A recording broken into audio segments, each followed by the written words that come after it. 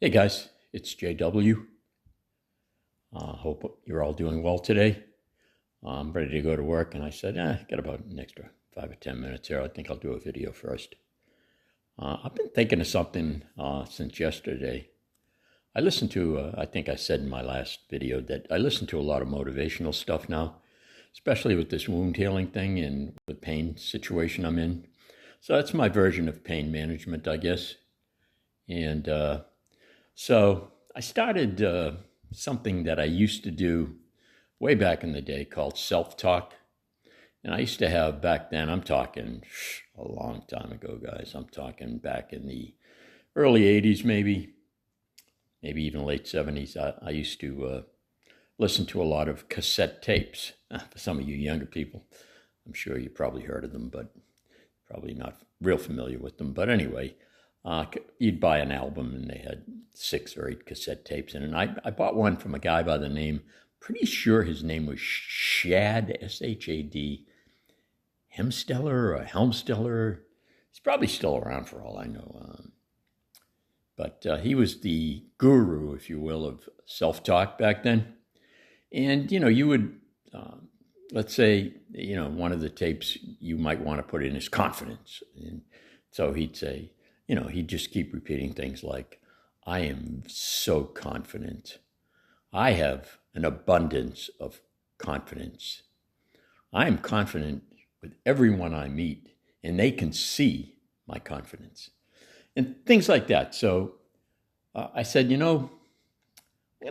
I thought they were pretty good. Back then I was in sales, and, it would get me pumped up before I went in for a sales call. And, I felt like I had a lot of confidence. And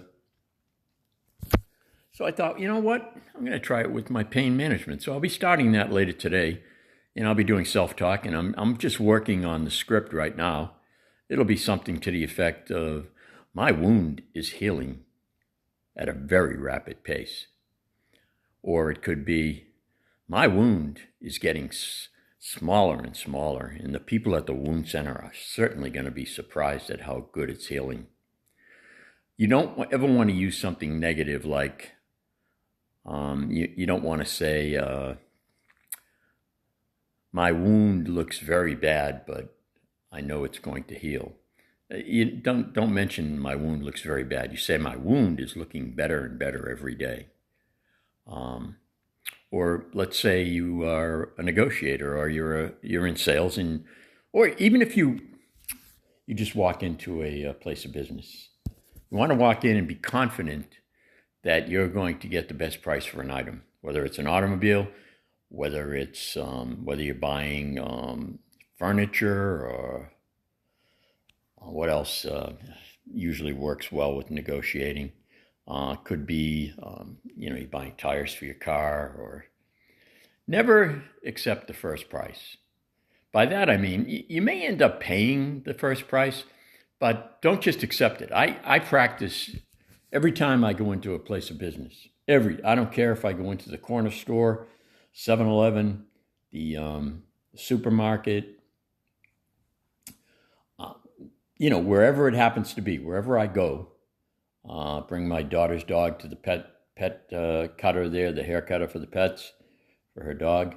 And the first thing I say is, what's the charge on that? And they'll say, let's say for the hair for the dog, they'll say, oh, that's $112. And I'll look at them very seriously and I'll say, that's a lot of money. I don't care how low the price is or how high the price is. You look them in the eye and you say, that's a lot of money. And they look back at you, and if they don't say anything, sometimes they'll say, well, I could give you 10% off. There's a senior discount, or I could give you 10% off that or something. Then you look at them, no matter what they say. I don't care if they say, I'll give you 80% off. You look back at them and you say, can you do any better than that? And if they say yes, then you win. If they say no, you still got a decent discount at the 80% off, which is unlikely, but you know what I'm saying. So I learned this technique from a guy by the name of Jim Napier. I took a lot of courses from him, and his negotiations were classic. He was an old Southern guy, and he used to just, have the best comebacks whenever anybody would quote him a price or ask him a question about a price or come at him and looking for a less expensive price. And he had a saying, and it was, you need to ASK to GET. You need to ask to get. So if you walk in, let's say you walk into the 7-Eleven and you buy, I don't know, a gallon of milk and a loaf of bread. And you're checking out and it comes to, $9.88. You just look at them and you go, whew, that's a lot of money for just bread and milk. And then say, and if they don't come back, usually it's a clerk. He doesn't have the ability to give you a discount. But it's good practice for you, no matter where you go. And then if he doesn't come back, you just say to him, can you do any better than that? And if he says no, you buy your bread and milk and go on. But you got some practice in, you see? So you never pass an opportunity.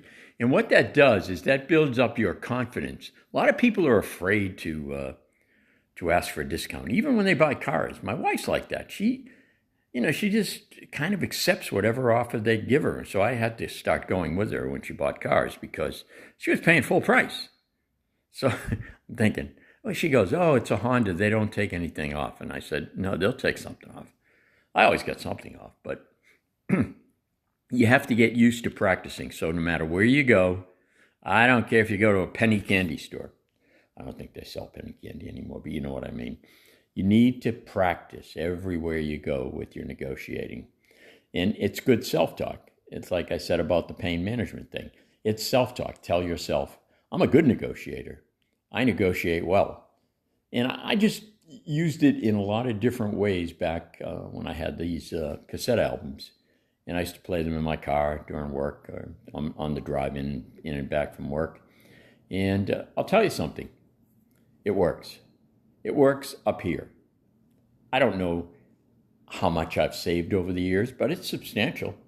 And if you pay with a credit card, you always, always, always say, do you offer a discount for cash? So if I were going to buy an item for $200, right? I would make sure I had, close to a couple $100 in cash on me. And if I went in there, I'd take out my American Express, which is the highest percentage they charge. They hate those cards. And then when you hand it to them, and they say, it's $200, and you hand them the card, you say, you wouldn't give me a discount for cash, would you? And they see that American Express card, they know they're getting banged for at least 15%. And sometimes they'll offer you as much as 25% off the item because they don't want to get whacked by American Express and then have to wait for their money. So if you're paying cash is king still. And these are little techniques. My mind is wandering today because I told you I've been thinking of the self-talk for the pain. Pain today's been moderate to moderate high, a little on the moderate high side, but not bad. And so I thought, I'm going to start doing the self-talk. And I'm gonna write up a script, and I suggest you do the same for whatever is going on in your life that you need to change. Do that, and don't forget, try out the negotiation part, and let me know how you make out. Leave a comment or whatever. Anyway, I do have to get ready for work and get moving, and it's always good talking to you guys. Take care. Talk to you soon.